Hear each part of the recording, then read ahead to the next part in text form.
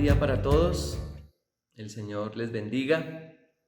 Es un gozo para mí que podamos estar reunidos nuevamente, estudiando, explorando el mensaje de la palabra de nuestro Dios.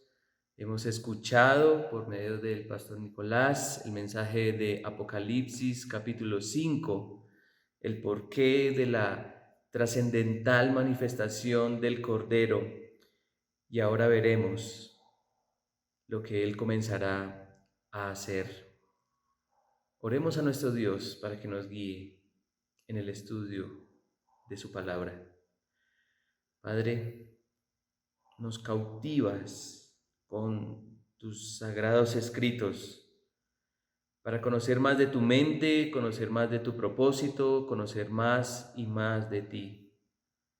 A ti sea la gloria, Padre, por tu palabra. Gracias por traerla a nosotros. Gracias, Padre, porque allí vemos innumerables riquezas. Y la principal de todas es la salvación que tenemos en nuestro Señor y Rey, nuestro Salvador, nuestro Señor, Cristo Jesús. Padre, bendice este mensaje en su nombre y que podamos, oh Dios, ver el deleite que hay en conocer más de tu mente y propósito. Amén.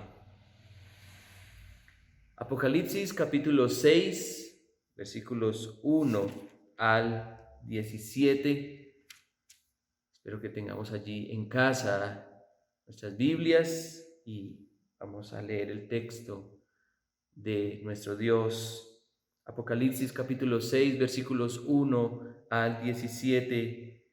Vi cuando el Cordero abrió uno de los 7 sellos y oí a uno de los 4 seres vivientes que decía, como con voz de trueno, ven. Miré, y he aquí un caballo blanco, y el que estaba montado en él tenía un arco. Se le dio una corona y salió conquistando y para conquistar. Cuando abrió el segundo sello, oí al segundo ser viviente que decía, ven. Entonces salió otro caballo rojo, y al que estaba montado en él se le concedió quitar la paz de la tierra y que los hombres se mataran unos a otros, y se le dio una gran espada. Cuando abrió el tercer sello, oí al tercer ser viviente que decía, ven, y miré, y he aquí un caballo negro, y el que estaba montado en él tenía una balanza en la mano, y oí como una voz en medio de los 4 seres vivientes que decía, 1 litro de trigo por 1 denario, y 3 litros de cebada por 1 denario, y no dañes el aceite y el vino. Cuando abrió el cuarto sello, oí la voz del cuarto ser viviente que decía, ven. Y miré, y he aquí un caballo amarillento, y el que estaba montado en él se llamaba Muerte, y el Hades lo seguía, y se le dio autoridad sobre la 1/4 de la tierra para matar con espada, con hambre, con pestilencia y con las fieras de la tierra. Cuando el Cordero abrió el quinto sello, vi debajo del altar las almas de los que habían sido muertos a causa de la palabra de Dios y del testimonio que habían mantenido. Y clamaban a gran voz, diciendo, ¿hasta cuándo, Señor, santo y verdadero, esperarás para juzgar y vengar nuestra sangre de los que moran en la tierra? Y se les dio a cada uno una vestidura blanca, y se les dijo que descansaran un poco más de tiempo hasta que se completara también el número de sus consiervos y de sus hermanos que habrían de ser muertos con ellos o como ellos lo habían sido. Vi cuando el Cordero abrió el sexto sello y hubo un gran terremoto. Y el sol se puso negro como cilicio hecho de cerda, y toda la luna se volvió como sangre, y las estrellas del cielo cayeron a la tierra, como la higuera deja caer sus higos verdes al ser sacudida por un fuerte viento. Y el cielo desapareció como un pergamino que se enrolla, y todo monte e isla fueron removidos de su lugar, y los reyes de la tierra y los grandes, los comandantes, los ricos, los poderosos, y todo siervo y todo libre se escondieron en las cuevas y entre las peñas de los montes, y decían a los montes y a las peñas: Caed sobre nosotros y escondednos de la presencia del que está sentado en el trono y de la ira del Cordero, porque ha llegado el gran día de la ira de ellos. ¿Y quién podrá sostenerse? El Señor bendiga su santa palabra. Un importante número de películas muestran el deseo poderoso que hay en nosotros de la venganza. Vemos recreado en muchas historias cómo alguien experimenta un gran mal y entonces inicia toda una trama para hacer justicia y que el victimario resulte o termine muerto. Pero de hecho no tenemos que ir hasta las películas para mostrar que en nosotros habita ese deseo apasionado de ejecutar justicia. ¿Cuántos males no hemos recibido a lo largo de nuestra vida y en algún momento hemos tenido un sentimiento de venganza? En ocasiones la sangre hierve porque el culpable es exonerado y aún el inocente es culpado. Pero volviendo al escenario del cine, ¿qué pasaría si la película terminara sin que el protagonista cumpliera con el propósito de vengar su causa? Creo que nadie recomendaría esa película. Pero todas las películas llegan a su fin habiendo ejecutado la venganza y en nuestro interior hay como una exclamación de satisfacción. Sí, cumplió la venganza. Ahora, esta exclamación no es propiamente producto de un mal que recibamos o de una trama que veamos. Derrama tu ira sobre las naciones que no te conocen y sobre los reinos que no invocan tu nombre. Eso dice el salmista en el capítulo 79, versículo 6.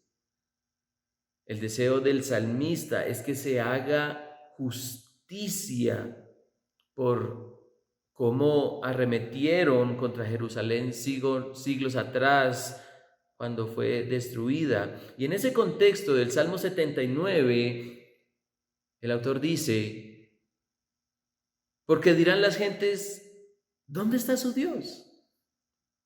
Sea notoria en las gentes, delante de nuestros ojos, la venganza de la sangre de tus siervos que fue derramada. Y entonces aquí vengo con una pregunta, mis hermanos. ¿Esta es una exclamación propia de la antigüedad que no puede ser mencionada por la Iglesia de Jesucristo? El versículo 10 de Apocalipsis 6 dice todo lo contrario. Y clamaban a gran voz diciendo: ¿hasta cuándo, oh Señor, santo y verdadero, esperarás para juzgar y vengar nuestra sangre de los que moran en la tierra? Ese es el mensaje, mis hermanos, de esta porción bíblica. Anhelemos, anhelemos que el Señor complete su venganza. Anhelemos que el Señor complete su venganza. La ira de Dios está activa desde el mismo momento en que nosotros como seres humanos le desechamos. Pero para quienes hemos sido redimidos por gracia, deseamos la consumación de esa ira, la cual Cristo experimentó por su pueblo, pero que la tierra experimentará por su resistencia al Dios vivo y verdadero. En la iglesia de Jesucristo hay sed de venganza, la venganza que Dios intensificará y completará. Y cómo el texto revela esa venganza y qué lugar tiene la iglesia en todo esto. Quisiera contestar esta pregunta desde dos ángulos a la luz del texto. El primer ángulo es el desconcierto y la calamidad que viene sobre la tierra. El desconcierto y la calamidad que viene sobre la tierra. Y el segundo ángulo es el descanso y la espera que viene sobre los testigos fieles de Dios. Entonces, observemos ese primer ángulo, el desconcierto y la calamidad que viene sobre la tierra. 7 sellos son los que deben ser quebrados para que se abra el rollo que el Cordero tiene en su poder. ¿Y por qué digo quebrados? ¿O por qué digo quebrar? Bueno, porque en la antigüedad, y creo que nosotros conocemos un poco ese contexto, las cartas escritas por personas importantes eran sellados con parafina derretida que tenían impreso el sello de identidad de quien envía. El ver el símbolo en el sello se podía reconocer de quién venía y su importancia. Y entonces al abrir el contenido se rompía el sello y así ver lo que había allí. 4 sellos son rotos, abiertos por el único que puede hacerlo: Jesucristo, el Cordero inmolado. Y esto resulta en la manifestación de 4 jinetes que a lo largo de la historia han sido blanco de innumerables significados e interpretaciones. La revista muy interesante de este mes pasado de junio presentó un artículo sobre estos misteriosos personajes, pero lo interesante del artículo es que el carácter que rodea a estos jinetes es de desconcierto y calamidad sobre la tierra, lo cual concuerda con las Escrituras. La diferencia radica en que el artículo alimenta nuestro sensacionalismo humano poniendo a los jinetes como un mito religioso y no como una realidad histórica, algo que pasa o que puede pasar realmente. Si bien se puede decir mucho de estos seres, lo que dice el texto es que la tierra experimentará o experimenta desdicha y adversidad. El misterio del primer jinete no es muy claro, pero de los otros 3 sí hay claridad. Versículo 3: cuando abrió el segundo sello, oí al segundo ser viviente que decía: ven. Entonces salió otro caballo rojo, y al que estaba montado en él se le concedió quitar la paz de la tierra y que los hombres se mataran unos a otros, y se le dio una gran espada. La paz es quitada, hay violencia y muerte entre los hombres. Versículos 5 y 6: cuando abrió el tercer sello, oí al tercer ser viviente que decía: ven. Y miré, y aquí un caballo negro, y el que estaba montado en él tenía una balanza en su mano. Y oí como una voz en medio de los cuatro seres vivientes que decía: 1 litro de trigo por 1 denario y 3 litros de cebada por 1 denario, y no dañes el aceite y el vino. Estas medidas son propias de los alimentos y al parecer hay un costo desproporcionado para adquirirlos, lo cual puede ser un indicativo de hambre. Versículos 7 y 8: cuando abrió el cuarto sello, oí la voz del cuarto ser viviente que decía: ven. Y miré, y aquí un caballo amarillento. Y el que estaba montado en él se llamaba Muerte, y el Hades lo seguía, y se le dio autoridad sobre la cuarta parte de la tierra para matar con espada, con hambre, con pestilencia y con las fieras de la tierra. Hay muerte, hay violencia, hambre, pestilencia y muchos otros males.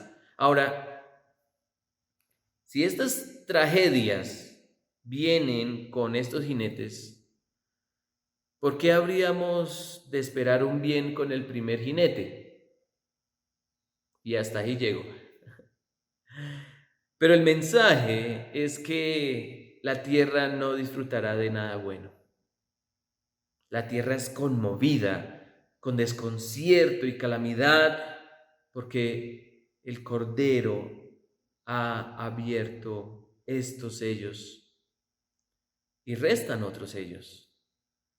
Versículo 12: vi cuando el Cordero abrió el sexto sello, y hubo un gran terremoto, y el sol se puso negro como cilicio hecho de cerda, y toda la luna se volvió como sangre, y las estrellas del cielo cayeron a la tierra, como la higuera deja caer sus higos verdes al ser sacudida por un fuerte viento, y el cielo desapareció como un pergamino que se enrolla.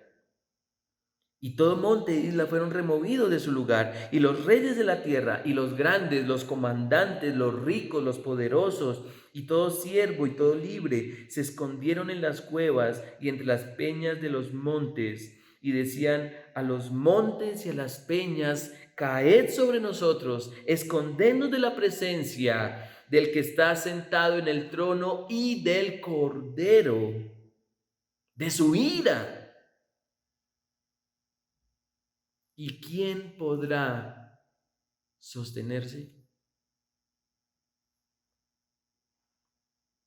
Hay una conmoción cósmica y terrestre que de hecho es muy familiar en la palabra de Dios. Si vamos a profetas como Isaías, como Joel, y aún en los evangelios, escuchando al Señor Jesucristo, vemos esta actividad celeste como una señal del día del Señor. Su ira y su venganza se está desarrollando.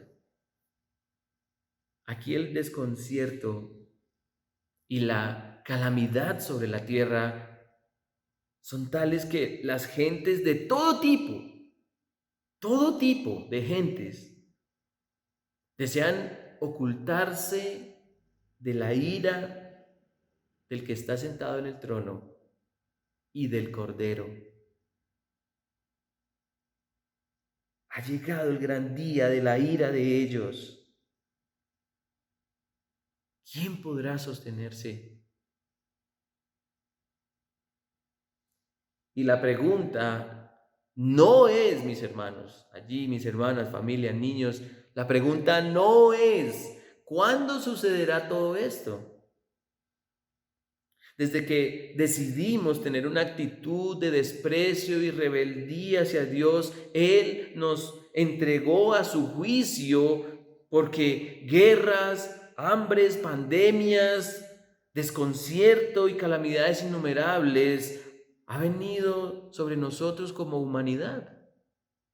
El despreciar a Dios desde el principio de la creación rompió nuestra relación con Él, rompió la armonía entre nosotros como hombres y rompió la correspondencia con la creación. Así que la pregunta no es ¿cuándo sucederá todo esto?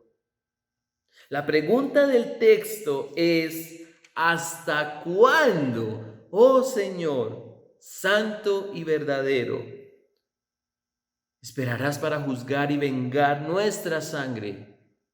de los que moran en la tierra. Porque como iglesia debemos anhelar que el Señor complete su venganza por sus siervos.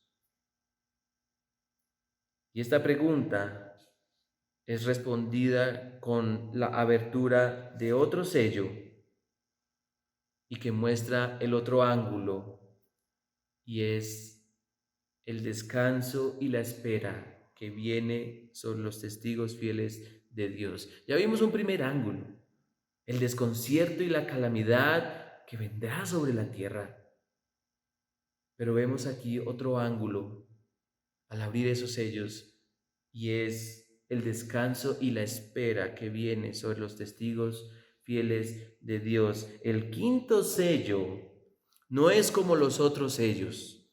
Versículo 9: cuando el Cordero abrió el quinto sello, vi debajo del altar las almas de los que habían sido muertos a causa de la palabra de Dios y del testimonio que habían mantenido. Y clamaban a gran voz diciendo: ¿hasta cuándo, oh Señor santo y verdadero, esperarás para juzgar y vengar nuestra sangre de los que moran en la tierra? Y se les dio a cada uno una vestidura blanca, y se les dijo que descansaran un poco más de tiempo, hasta que se completara también el número de sus consiervos y de sus hermanos, que habrían de ser muertos como ellos lo habían sido. Esta porción del texto tiene muchos elementos fascinantes. En primer lugar, no se nos dice, mucha atención a esto, no se nos dice la cantidad de almas que están debajo del altar, ni cuándo llegaron allí, pero sí nos dice de quiénes son esas almas, o quiénes son esas almas, y por qué están allí. Las almas de los que habían sido muertos a causa de la palabra de Dios y del testimonio que habían mantenido. Son almas de aquellos que vivieron testificando del evangelio del Señor y que los condujo y los llevó hasta la muerte. En segundo lugar, se observa un anhelo, un deseo profundo, tanto que estas almas claman intensamente, y lo dice el versículo 10, y clamaban a gran voz diciendo: ¿hasta cuándo, Señor? ¿Hasta cuándo, Señor santo y verdadero? ¿Esperarás para juzgar y vengar nuestra sangre de los que moran en la tierra? Y hermanos, no hay allí una actitud pacífica, ni indiferente, ni temerosa ante la manifestación de la ira de Dios, sino todo lo contrario. Hay una actitud activa, intensa y deseable.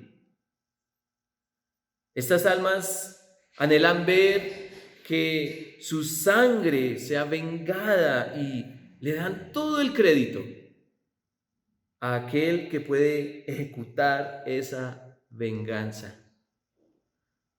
Quieren ver vindicada, es decir, manifestada la ira de Dios como elemento de justicia por su muerte.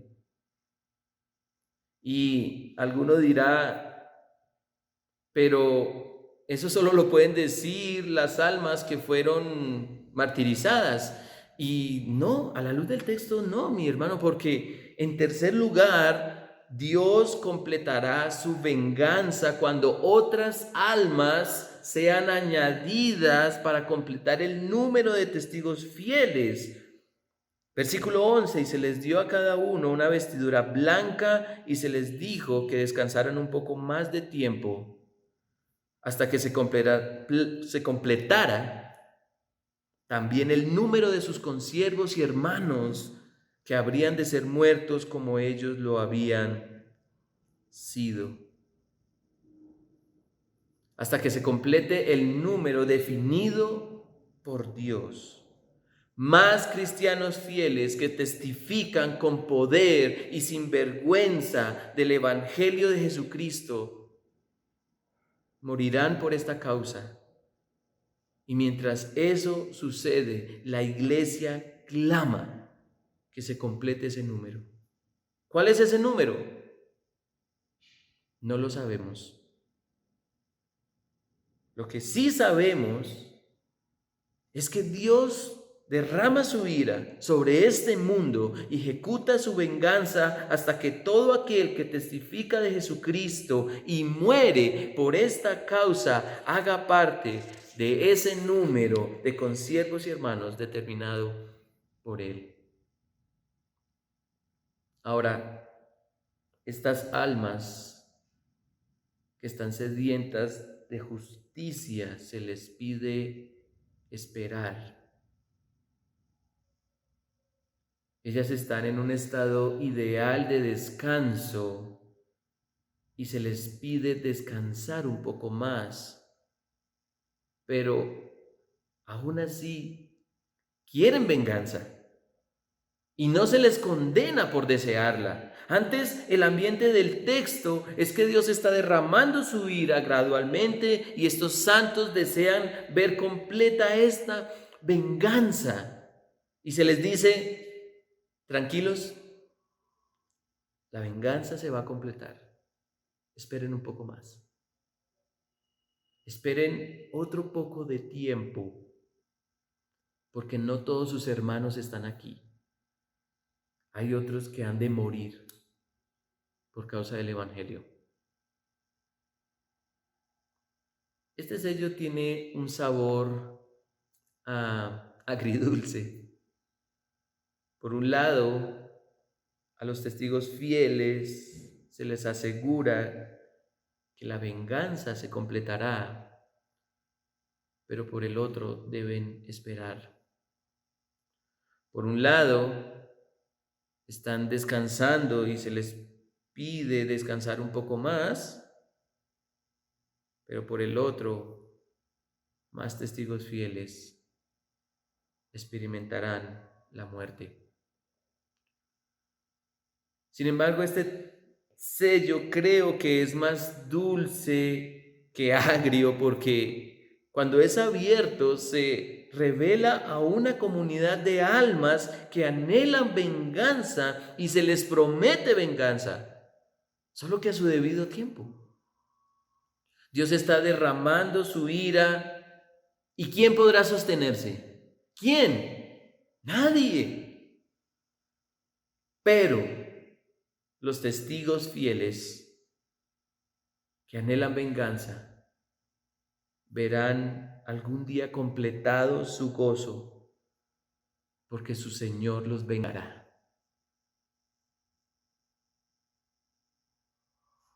Esto contrasta un poco con la inquietud que los apóstoles le formulan al Cristo resucitado.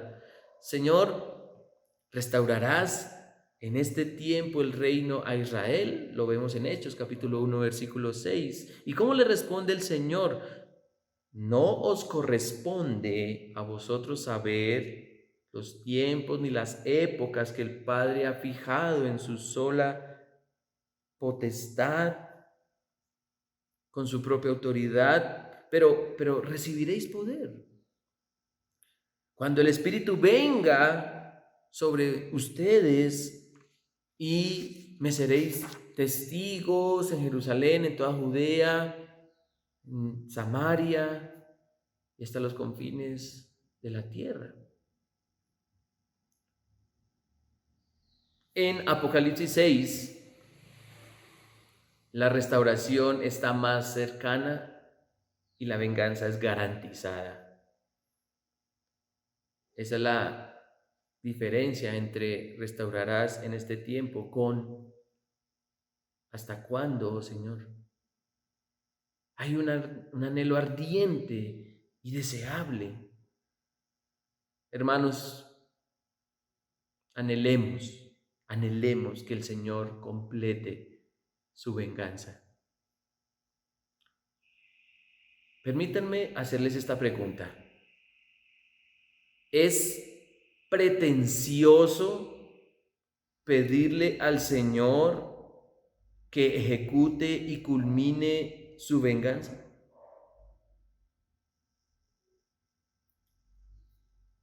El texto nos dice todo lo contrario.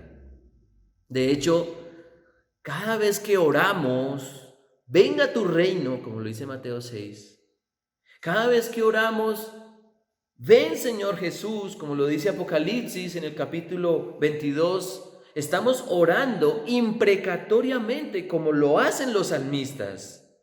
Es decir, estamos suplicando que Dios ejecute su venganza.